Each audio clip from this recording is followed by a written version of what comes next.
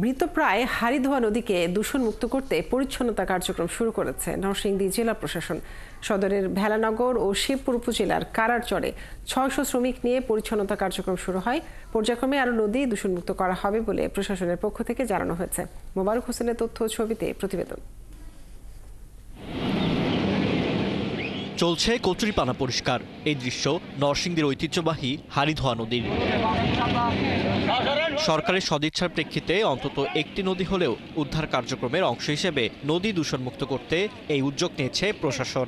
Shea butter ও vitamin E সমৃদ্ধ lily glam beauty soap. Lily, always beautiful. পর্যায়ক্রমে ৩৭ kilometre অংশেই কচুরিপানা পরিষ্কার করা হবে। জৌলুস হারানো এই নদীকে পুরনো চেহারায় ফিরিয়ে দিতে প্রশাসনের উদ্যোগকে স্বাগত জানিয়েছে এলাকাবাসী। এই নদীর ভিতরে আমরা আগে অনেক মাছ টাছ ধরতাম, জেলেরা মাছ ধরতো, পাবলিকে কিনা বেচা কিনা করে অনেক অর্থ টাকা পয়সা আয় করতো। এই কচুরিপানা এটা একটা জঙ্গলের মতো হয়ে রয়েছে, এখানে কোনো মাছ জন্ম নেয় না, কিন্তু আমাদের কোনো উপকারে আসে না, আমরা কোনো নৌকা চলাচল করতে পারি না। এই মর্তন আবর্জনার ভিতরে মাছ টাছ কিছুই থাকে না, এই জন্য আমরা সবাই মিলে এগুলা সাফ করতেছি। আশা করি যে পরিষ্কার হয় তাহলে আগের লাগানে মাছ পাইব। পরিচ্ছন্নতা কার্যক্রম দেখতে গিয়ে নরসিংদীর জেলা প্রশাসক মোহাম্মদ রাশেদ হোসেন চৌধুরী জানান, পানির গতিপ্রবাহ বৃদ্ধি সহ নদীর স্বাভাবিক অবস্থা ফিরিয়ে আনতেই এই পদক্ষেপ নেওয়া হয়েছে।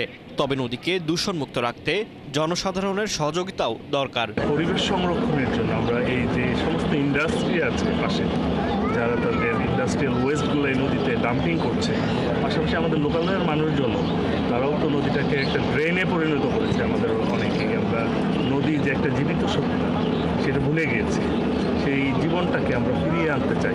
তিনি আরও জানান, এর আগে নদীর দুই তীরের বর্জ্য অপসারণেরও কাজ করা হয়েছে। নদীর স্বাভাবিক জীববৈচিত্র্য ফিরিয়ে আনতে এবং দূষণ রোধে সব রকম চেষ্টা করা হবে। ফারদিন নীরব, ৭১।